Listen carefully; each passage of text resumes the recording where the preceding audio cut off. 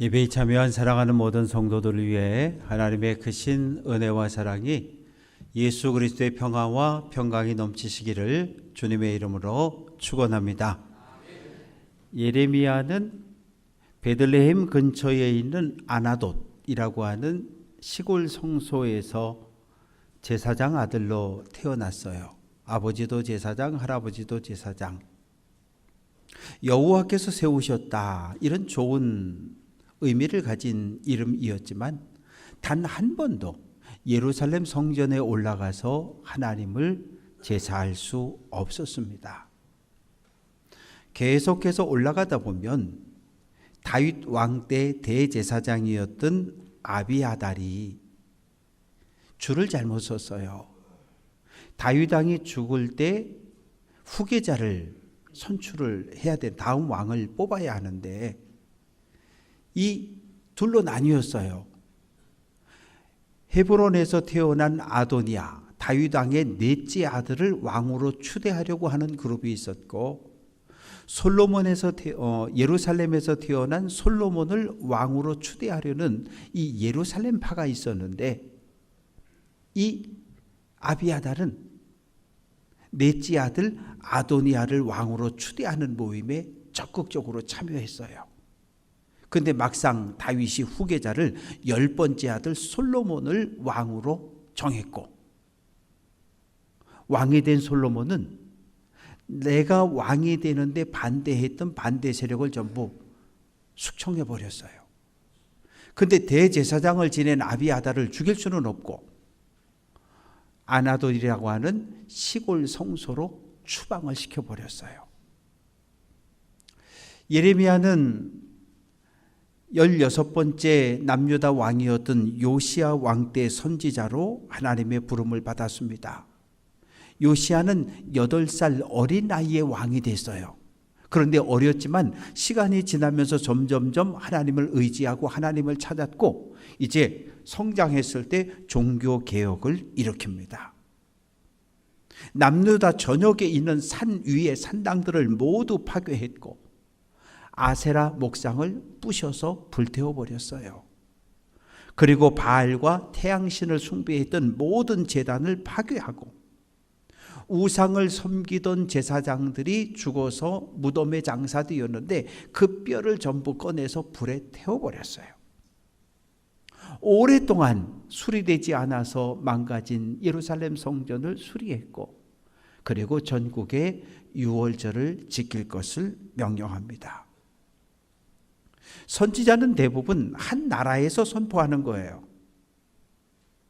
엘리야와 엘리사는 북이스라엘에서, 그런데 남유다 출신의 예레미야는 예레미야 1장 5절 내가 너를 여러 나라의 선지자로 세웠다고 말씀하셔요.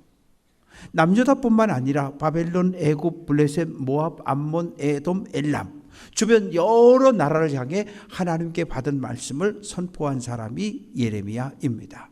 문제는 하나님께 받은 말씀을 선포했을 때 왕과 귀족들과 지도자들, 백성들이 어떤 반응을 보였느냐가 중요한 거예요. 귀족들은 예레미야의 설교를 아주 싫어했어요. 예레미야 38장 6절은 구덩이에 던져 넣었다.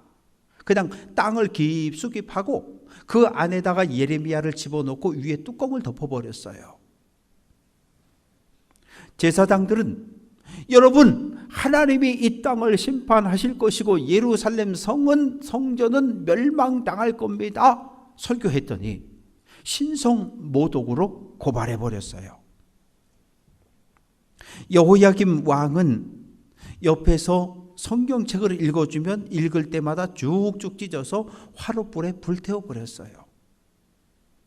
백성들은 예레미야가 설교하면 저 매국노 같은 놈, 저 거짓 선지자라고 욕설을 퍼붓고 비난을 했습니다. 오늘 말씀에서 예레미야 선지자는 하나님께 받은 말씀을 선포하는데 백성을 잘못된 길로 인도한 목자를 책망합니다. 1절 내 목장의 양떼를 멸하며 흩어지게 하는 목자에게 화가 있다. 하나님은 가나안 땅을 내 목장이라고 이야기하시고 가나안 땅에 살고 있는 모든 백성을 내 양떼라고 말씀하십니다. 이스라엘 백성은 하나님을 왕으로 섬길 것을 약속한 백성입니다. 하나님 말씀에 절대 순종하며 살 것을 결단한 민족이에요. 하나님은 가나안 땅에 거룩한 나라가 세워지는 것을 기대하셨습니다. 목자는 왕, 오늘날로 말하면 대통령입니다. 우리는 5년에 한 번 18살 이상의 모든 유권자들이 직접 투표해서 대통령을 뽑습니다. 그러나 이스라엘은 달랐어요. 왕은 하나님께서 선택을 하셨어요. 사무엘아, 예 하나님, 사울에게 머리에 기름을 부어 왕으로 세워라. 사울 머리에 기름을 부었더니 여호와의 영이 임해서 왕으로 일을 했어요. 하나님 말씀에 불순종하지 않을 때 하나님이 사울을 버리셨어요. 사무엘아, 예 하나님, 이새의 아들 다윗 머리에 기름을 부어라. 기름을 부을 때 여호와의 영이 임했고 이스라엘의 왕이 되었습니다. 다윗은 하나님 마음에 합한 왕이었어요. 하나님 말씀에 절대 순종한 왕이었어요. 절대로 하나님 외에 다른 신을 찾지 않았던 왕이었어요. 하나님께서 그런 다윗과 언약을 맺으셔요. 다윗아, 내가 내 나라가 영원할 것이며 내 후손들이 이스라엘을 영원히 다스리게 할게. 다윗 언약을 맺었어요. 그때부터 이스라엘의 왕은 다윗의 후손들이 계속해서 왕을 한 겁니다. 요시야도 다윗의 후손입니다. 왕은 책임을 맡았어요. 하나님의 말씀으로 백성을 통치해야 하고 하나님의 마음으로 백성을 돌보아야 하고 하나님의 지상 대리자로서 이 땅에 있는 사회적 약자들을 돌보고 책임질 의무가 있었어요. 요시야 왕이 전혀 예상치 못한 장소에서 죽음을 맞이하게 됩니다. 국제 정세가 요동을 치고 있었어요. 바벨론이라고 하는 나라가 일어나서 아수르라고 하는 나라를 공격했고 아수르는 수도 니느웨를 포기하고 하란으로 도망을 쳤어요.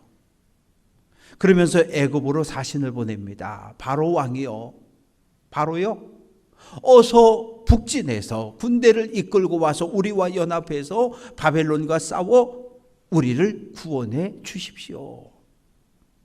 바로 느고가 가만히 생각해 보니까 이참에 북진을 해서 아수르 패잔병과 힘을 합쳐서 바벨론과 싸우면 이길 것 같아요. 그래서 군대를 이끌고 북진을 시작합니다. 지중해 해변길 고속도로를 따라 올라가는데 반드시 무기또라고 하는 이 지역을 통과해야 돼요. 그런데 여기에 요시야 왕이 남유다 군대를 이끌고 와서 딱 가로막습니다. 요시야 왕은 생각하기를 우리는 바벨론 편을 들어야 돼. 왜? 북이스라엘을 멸망시킨 아수르를 바벨론이 공격해서 이기고 있으니까 이참에 우리는 친바벨론 정책을 펼쳐야 돼. 그런데 애굽 바로 느고가 군대를 이끌고 지금 바벨론과 싸우려고 올라와? 안 되지. 그리고 무기또로 나가서 가로막았습니다. 바로 느고가 이야기합니다. 요시야야, 하나님께서 나에게 말씀하셨어. 요시야와 남유다 군대와 싸우지 말라고. 나 너와 싸우기 싫어. 그냥 길만 비켜주면 우리가 올라갈게. 그런데 요시야 왕은 하나님께 기도하지 않았어요.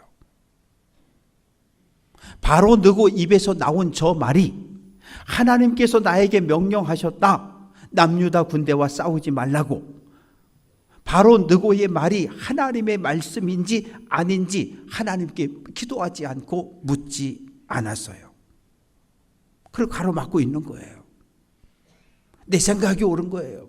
그러면 요시야 왕이 처음부터 이렇게 고집센 왕이었을까요? 아니, 그렇지 않아요. 열왕기하 22장 11절을 보면 요시야 왕이 율법책, 율법책을 읽어주자 율법의 말씀을 듣고 옷을 찢고 가슴을 치며 땅에 엎드려 회개했던 왕이에요. 하나님을 사랑했고 하나님 말씀에 순종했던 왕이에요. 그러나 결정적인 순간에 하나님의 뜻을 묻지 않았어요. 우리는 어때요?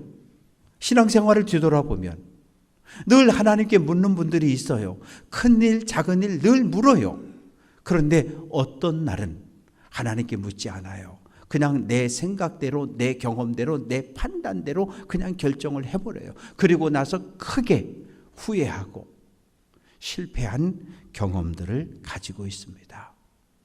우리는 한때 과거에 단 한 번 하나님을 찾고 하나님께 기도하는 신앙생활이 아니라 하나님께서 우리는 부르시는 그날까지, 하나님 나라 들어가는 그날까지 늘 하나님께 묻고 하나님께 기도함으로 하나님의 음성을 듣고 하나님 말씀에 따라 승리의 길을 걸어갈 수 있는 귀한 성도들 될 수 있기를 주님의 이름으로 축원합니다.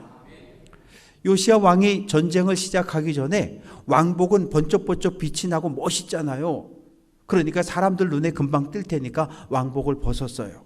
그리고 일반 병사의 옷을 갈아입고 병거에 타서 전쟁을 지휘하기 시작합니다. 자, 싸우자, 나가자, 공격! 그래서 막 전쟁이 벌어졌어요. 그런데 애국 군사가 쏜 화살이 그만 요시야 왕의 몸에 박혔고 피를 흘리고 쓰러졌어요. 부상을 입었으니까 얼른 전쟁터를 빠져나가야 하는데 수십만의 군대가 충돌을 하다 보니까 도저히 빠져나갈 수가 없었고 저녁 때가 되자 피를 너무 많이 흘려서 죽고 말았습니다. 가뜩이나 남유다의 운명이 바람 앞에 촛불처럼 위태로웠었는데 하나님 보시기에 선한 왕 요시야 왕의 죽음으로 남유다의 멸망이 앞당겨지게 됐어요. 바로 느고가 하란에 도착했습니다. 아수르 패장관과 연합해서 바벨론과 싸웠어요. 패했어요. 졌어요.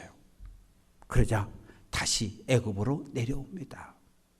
내려오면서 요시야 저놈 때문에 요시야가 우리 앞을 가로막지 않았다면 애국 군대 100%의 전력과 아수르 군대 합쳐서 130%의 전력으로 싸웠으면 이겼을 텐데 아수르 저놈 때문에 우리가 전쟁에 졌다는 거예요. 화가 났어요. 그래서 내려오다가 예루살렘을 공격하고 정복합니다. 정복했는데 요시야 왕은 죽었고 둘째 아들 반애굽파였던 여호아하스가 왕이 돼 있는 거예요. 왕이 된 지 3달 됐어요. 너 뭐야 임마. 그래서 체포해가지고 붙들어 묶어서 애굽으로 끌고 내려가 죽였어요. 그리고 나서 너 애굽에 충성할 거야? 네. 세금 잘 낼 거야? 네. 여호야김 왕을 왕으로 세워 놓습니다.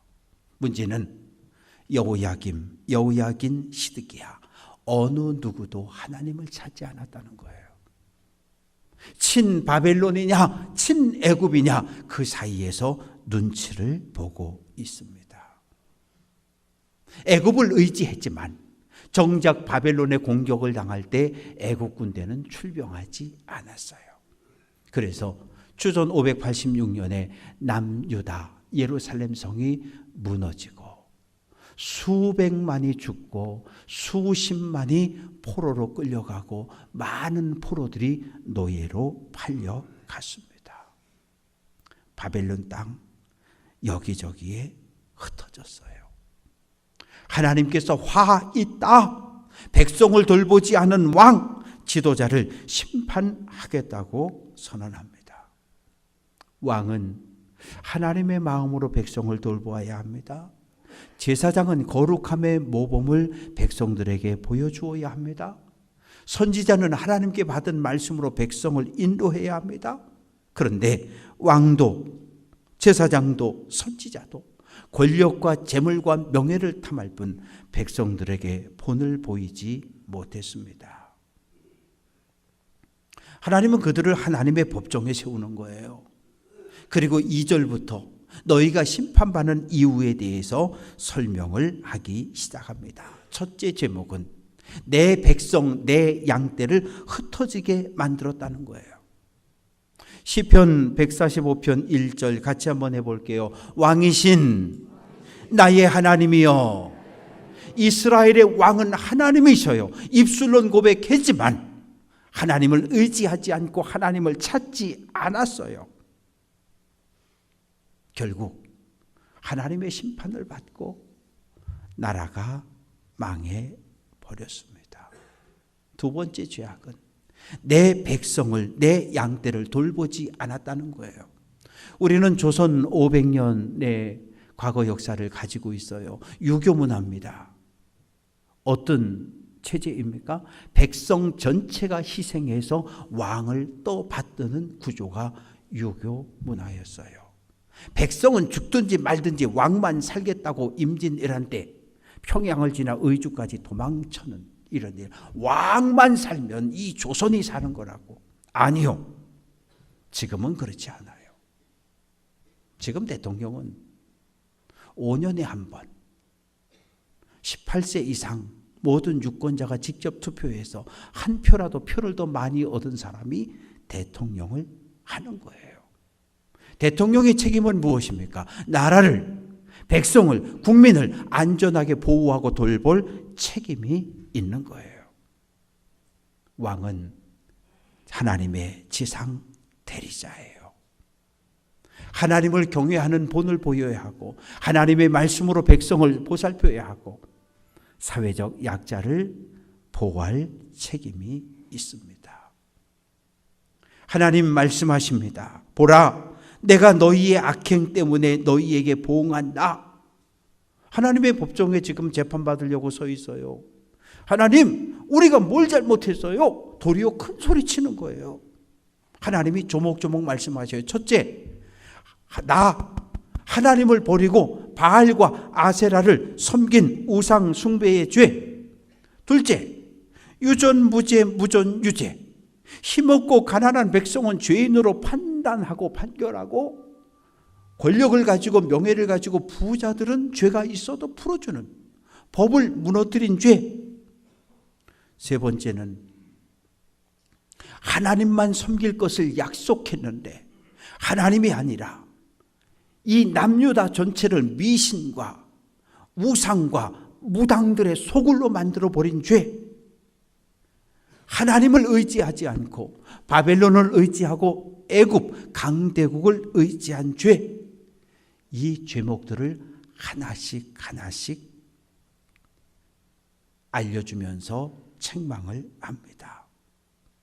하나님은 선을 행한 사람에게 복을 주시는 분이시고 하나님은 악을 행하고 죄를 짓는 사람을 벌 주신다고 말씀하셨어요. 예레미야 25장 14절 나는 그들의 행위와 그들의 손이 행한 대로 갚겠다고 말씀하셔요. 하나님은 이 땅에 악한 왕을 심판하셔야 해요. 왜? 악한 왕을 심판해야 이 땅에 하나님의 질서가, 하나님의 정의가, 하나님의 공의가 바로 설 수 있기 때문입니다. 왕을 잘못 만나서 많은 수십만의 백성들이 바벨론 땅에 포로로 끌려갔어요. 하나님, 바벨론의 포로로 끌려간 저 백성들을 어떻게 하실 거예요? 하나님이 말씀하십니다. 내가 내 양떼에 남은 것, 그 끌려갔던 모든 지방에서 모아서 다시 예루살렘으로 돌아오게 하겠다. 남은 자란 누구입니까? 바벨론의 포로로 끌려간 사람들이에요. 하나님을 원망했어요. 하나님 왜 우리를 버리십니까? 왜 우리를 버리십니까? 우리가 뭘 그렇게 잘못했다고요? 근데 하나님께서 말씀해 주셨어요. 너희들이 하나님을 신뢰하지 않은 죄, 너희들이 무당을 쫓아가고 너희들이 바알을 쫓아가고 아세라를 섬겼던 그 모든 죄 때문에 너희가 심판을 받는 거야. 가슴을 치며 회개합니다. 하나님, 우리가 잘못했어요. 여호와 나의 왕이라고 입술로만 고백했지 마음으로 하나님 말씀에 순종하지 않았던 모든 죄악들을 회개했어요. 그래서 하나님과 끊어진 관계가 회복되어지고 잃어버렸던 믿음을 회복하고 하나님을 향한 두려움, 경외심을 다시 회복한 백성들을 남은 자라고 이야기해요. 그들을 다시 예루살렘으로, 약속의 땅으로 데려오겠다는 거예요. 그런데 예루살렘에서 바벨론까지 직선거리 1500km, 너무 멀리 끌려왔어요. 너무 멀리 끌려왔어요. 다시 돌아갈 수 없어요. 10년, 20년까지는 소망을 가졌어요. 하나님이 역사하시면 우리가 다시 돌아갈 수 있을 거라고 하는. 그러나 50년이 지나고 60년이 지나자 모든 걸 다 내려놨어요. 포기했어요. 이제 우리 끝났어? 그런데 모든 것을 포기한 그 순간 하나님께서 은혜를 베풀어 주셨어요. 예루살렘을, 남유다를 멸망시킨 이 바벨론을, 바사제국, 오늘날의 이란이 이라크를, 바벨론 제국을 정복한 거예요.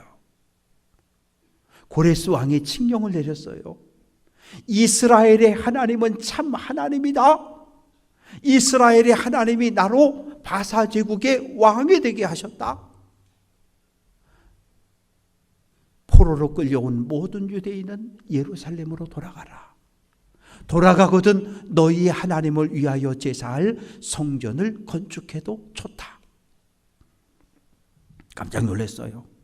시편 126편 1절은 여호와께서 시온의 포로를 돌려보내실 때에, 같이 한번 해볼게요. 우리는 꿈꾸는 것 같았다. 꿈만 같은 거예요. 어떻게 이런 일이 우리의 삶에 일어날 수 있을까? 전쟁에서 너무 많은 군인이 죽었고, 너무 많은 백성이 죽었고, 포로로 잡혀갔고, 종으로 팔렸고, 노예로 끌려갔어요. 수백이 죽고 수십만이 끌려갔는데 돌아온 사람들은 5만 명밖에 안 돼요. 예루살렘 유다에는 넓잖아요. 하나님, 요 인구 가지고는 이 예루살렘을 지켜낼 수가 없어요.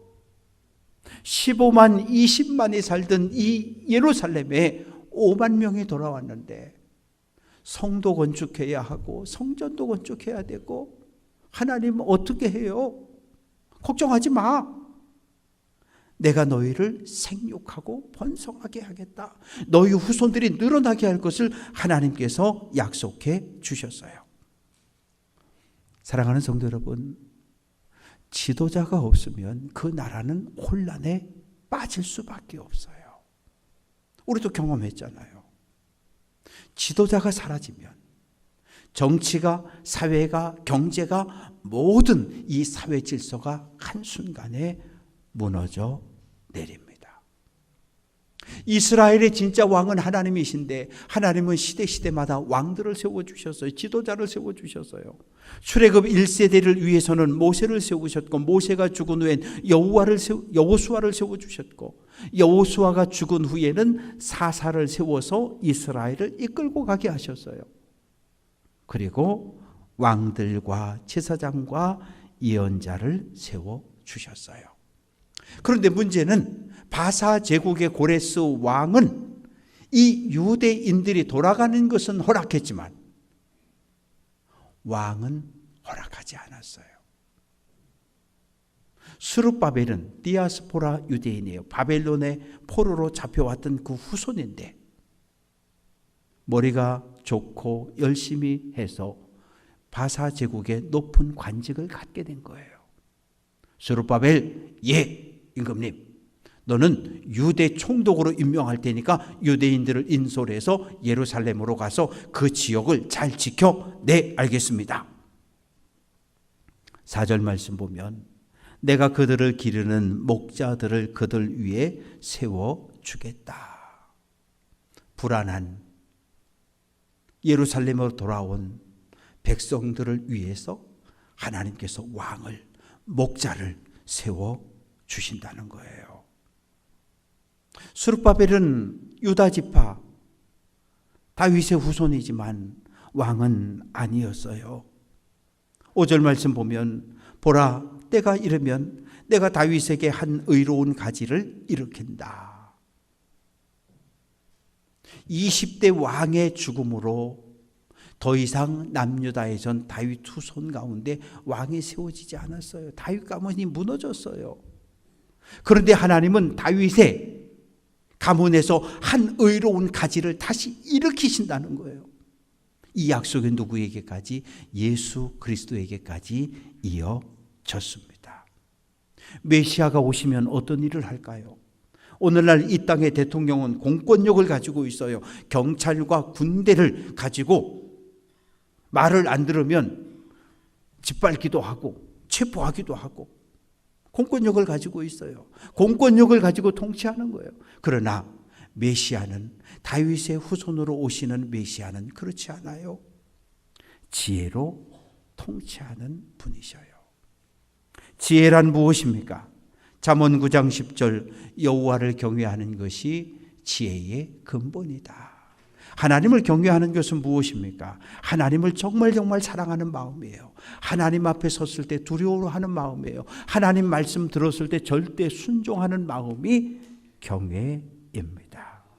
코람데오, 언제나 하나님 앞에 서 있음을 고백하는 마음이 하나님을 경외하는 마음입니다.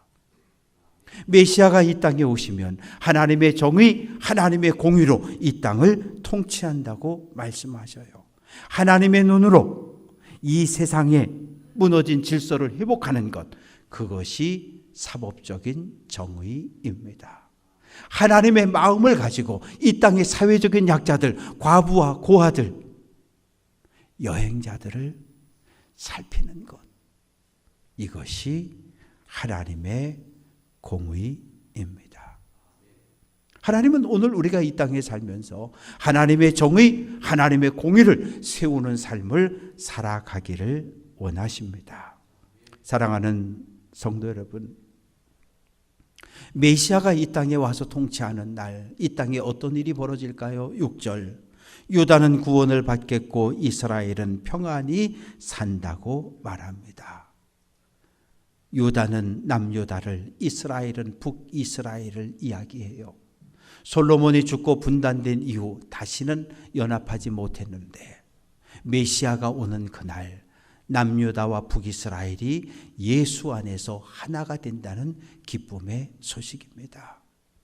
우리는 해방되었고 일제강점기에서 해방되었지만 공산주의와 민주주의로 분단되어졌고 1950년 한국전쟁으로 수백만이 목숨을 잃었어요. 그리고 또 70년, 80년이 지나갑니다. 북한에서 동쪽으로 미사일을 쐈다. 그러면 그날 정치, 경제, 사회가 흔들거려요. 좀 멀리 쐈다. 일본을 지나갔다. 그러면 일본 전체가 들썩들썩거려요.